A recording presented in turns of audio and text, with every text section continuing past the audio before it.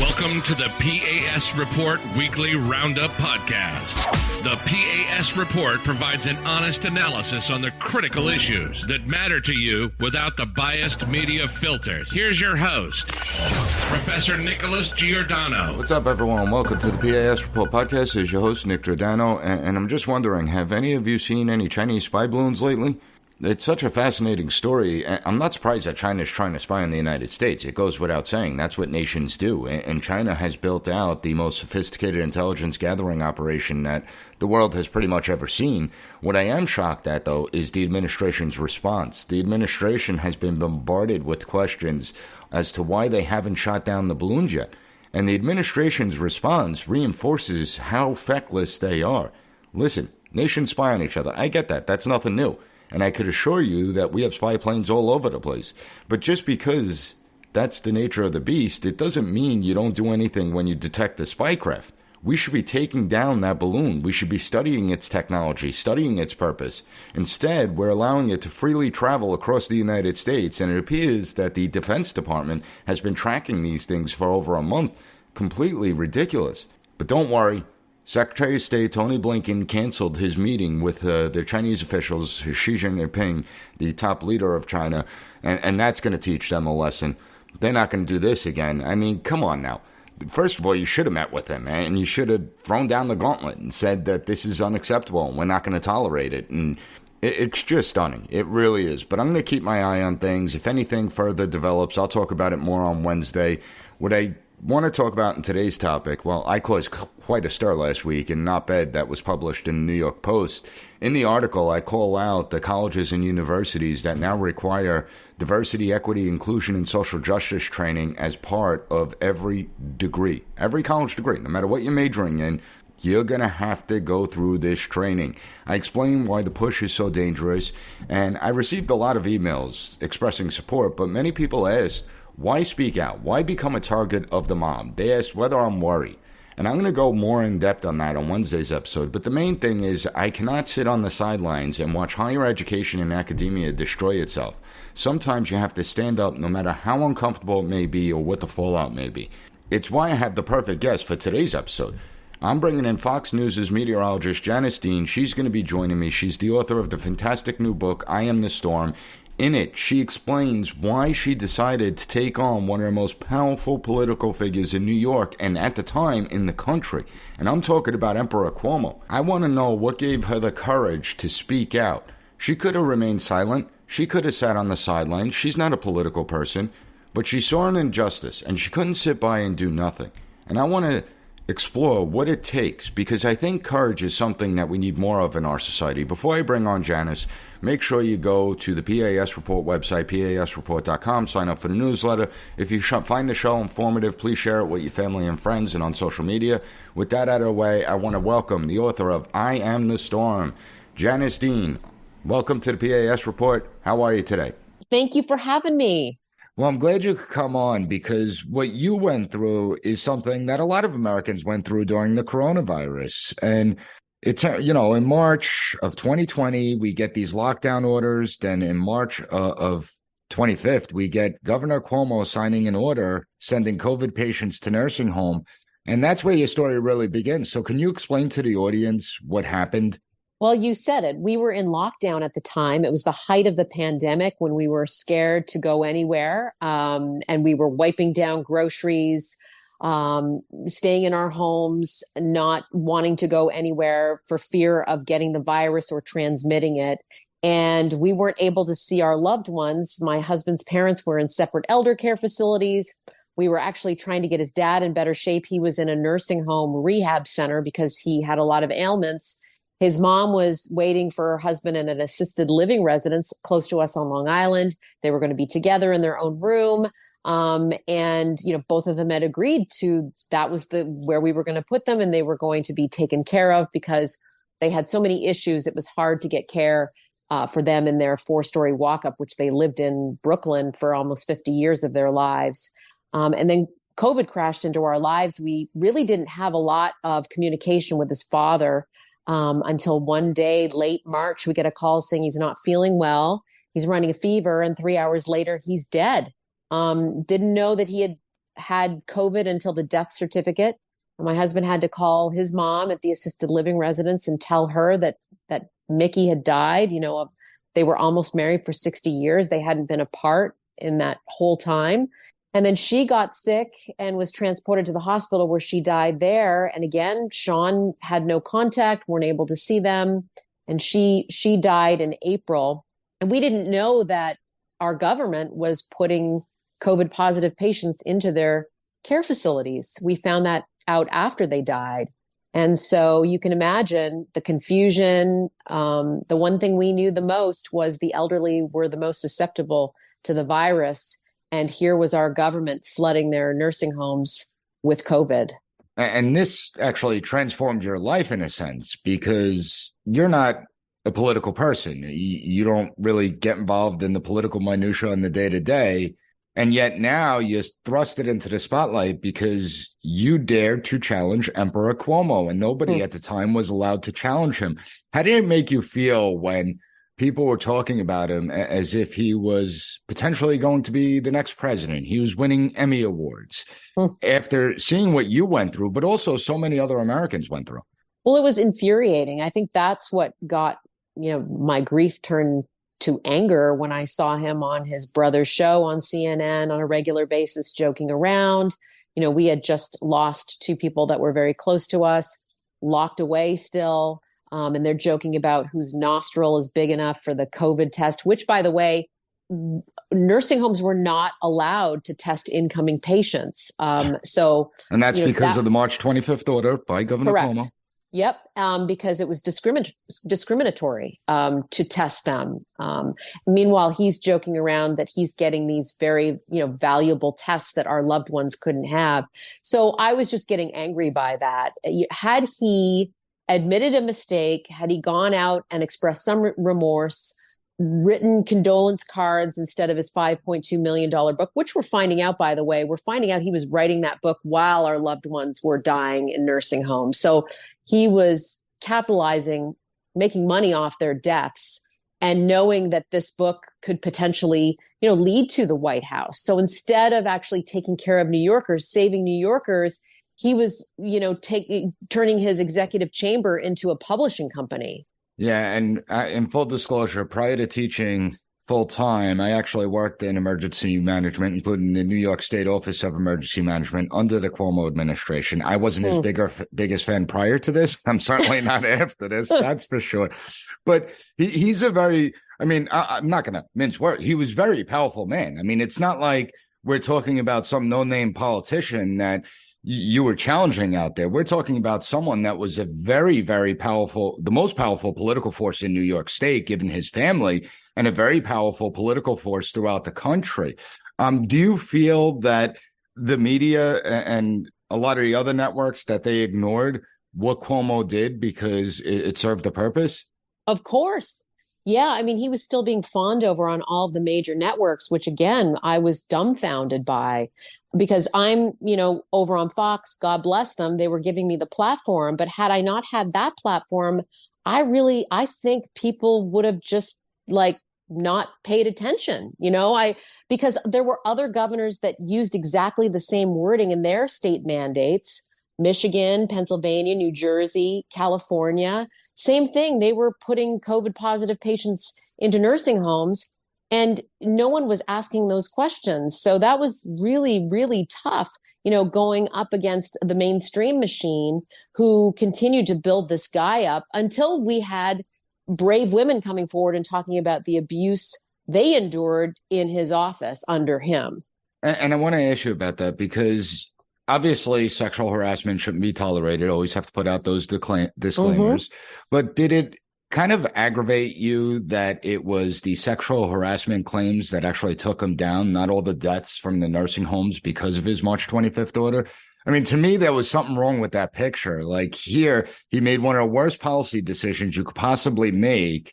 And it wasn't that destroyed his political career. It was the sexual harassment. Did that bother you in any way? Of course. And listen, I've talked to several of the women that came forward, very brave ladies to do that.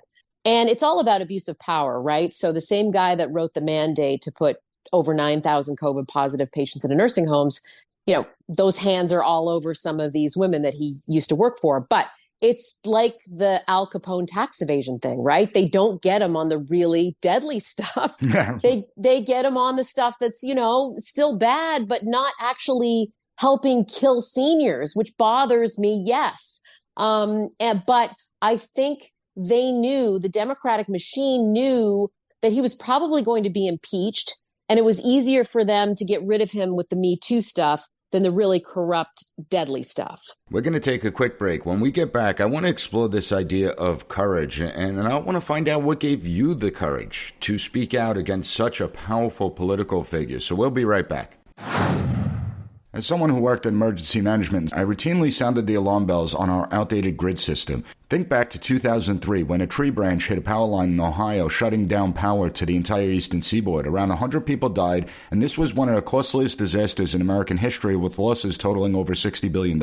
Even the White House sees it. They're saying 2/3 of the grid are at least 25 years old, and they recently announced billions of dollars to update it. But we're talking about the government here. How long do you think that's going to take, if at all? When an incident happens, you have to rely on yourself. Be prepared for yourself and your family. With the Patriot Power Generator, you get a solar generator that doesn't install into your house because it's portable. You can take it with you, even use it inside. But it's powerful enough for your phones, medical devices, and even your fridge. Right now, you can go to 4patriots.com, use code P.A.S. to get 10% off your first purchase on anything in the store, including the Patriot Power Generator. You'll also get their famous guarantee for an entire year after your order, plus free shipping on orders over $97. A portion of every sale is donated to charities who support veterans and their families. Just go to 4patriots.com, use code PAS to get 10% off. That's 4patriots.com, use code PAS to get yours today.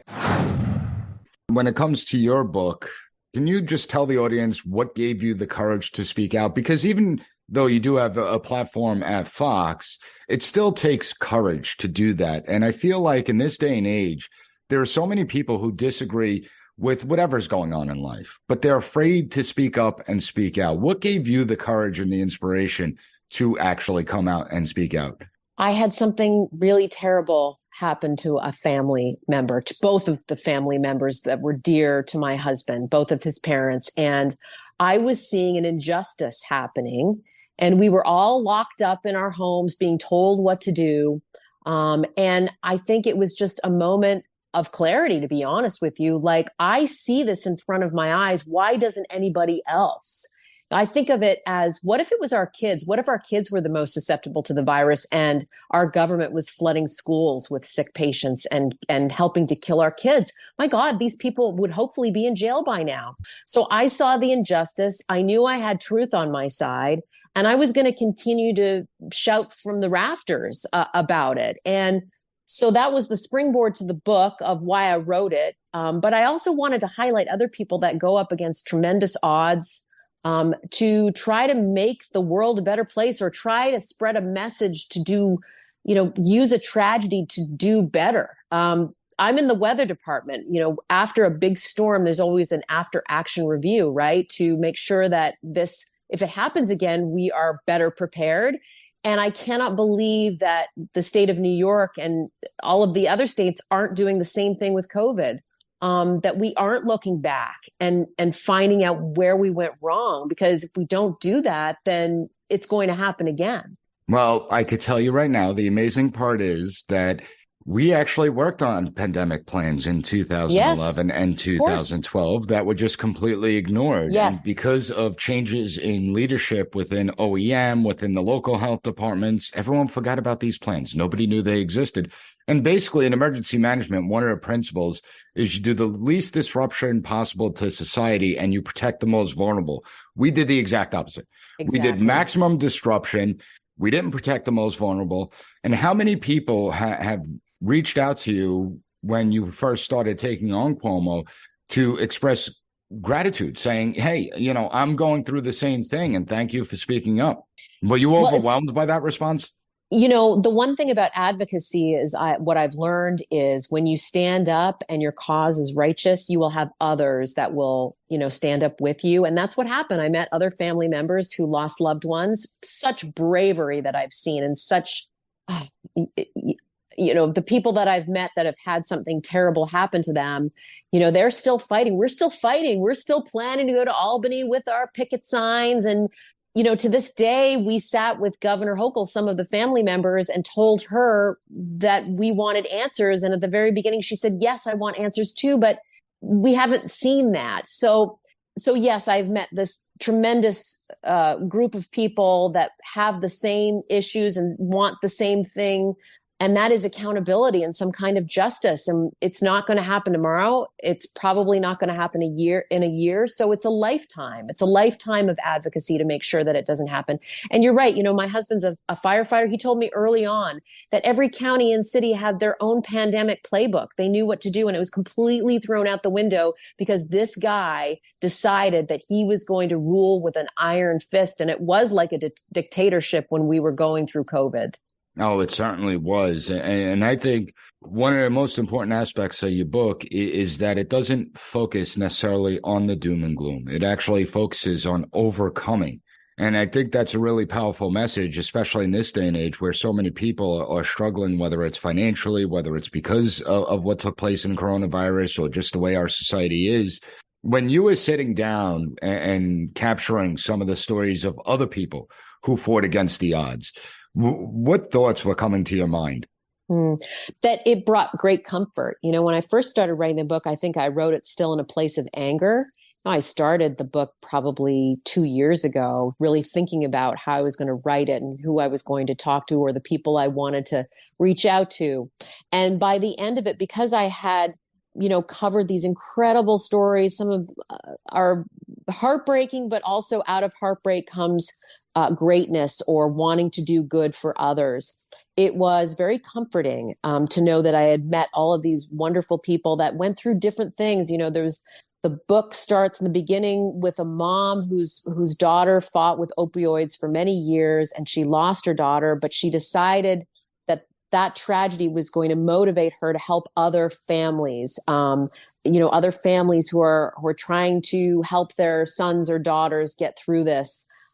Her story is incredible. The snowstorms that she went through in her town, in the Northern Plains, to go to rallies to make sure that bills are passed, to make sure that Suboxone is available. To my friend Ray Pfeiffer, who was down at Ground Zero digging for months to find the remains of his fellow firefighters and got 9/11 related cancer, but decided he was going to go down to DC every chance he could to make sure that his fellow first responders had health care, the ones that are dying still today of 9/11 related cancer.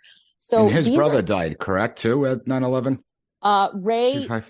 No. Oh, so that's a different Chief Pfeiffer, actually. My husband, yes, there's two Pfeiffers. And it's funny because my husband worked with both of them, Chief Pfeiffer and Ray Pfeiffer. And they always used to joke that they must be related somehow. So both tremendous men, but Ray was the one that, that went down and fought till his last day to make sure that there was health care. So these stories are, eye-opening, but also so hopeful that one person really can make a difference.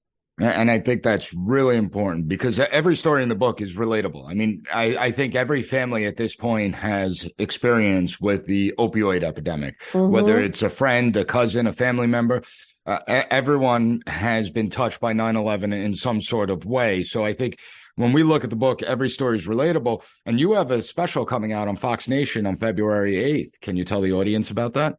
Thank you for mentioning that. So it is, kind of a visual version of the book. I interview 4 people. Kenny Specht is one of the first whistleblowers on the 9/11 related cancer. He was diagnosed with thyroid cancer and was able to catch it in time, but he knew it was a different kind of cancer. And so it was really him being a whistleblower and then Ray meeting up with that fight that they fought together. So he was able to sit down with me, 21 years later and talk about what 9/11 meant back then and what it means now and how people are still dying from 9/11 related cancer. And that's a great point because we still refer to the 3,000 lives that were lost on 9/11, but it's closer to 8,000 lives that were lost when we look at all the 9/11 related deaths. Yes. And our government lied to us, very similar to what happened with COVID.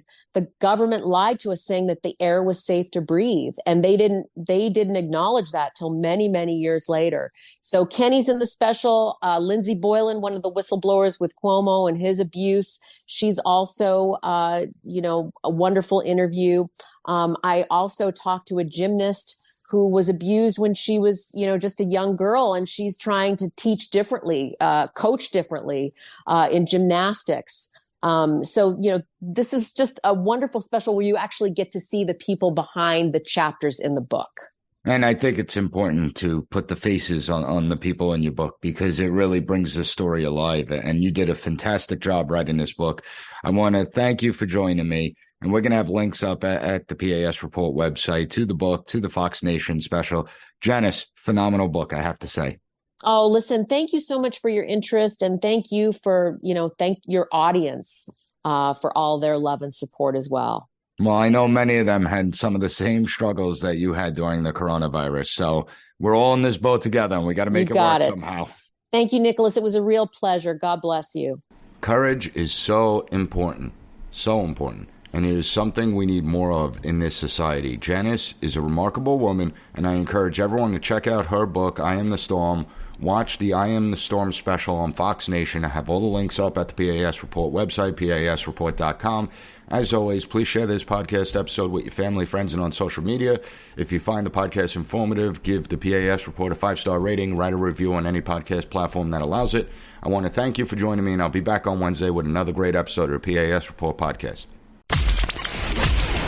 Thank you for listening to the P.A.S. Report Weekly Roundup Podcast. Have a good one. Bye. Be sure to rate, share, and subscribe to the podcast so you'll never miss an episode. Also, visit PASreport.com and follow us on Twitter at PAS Report.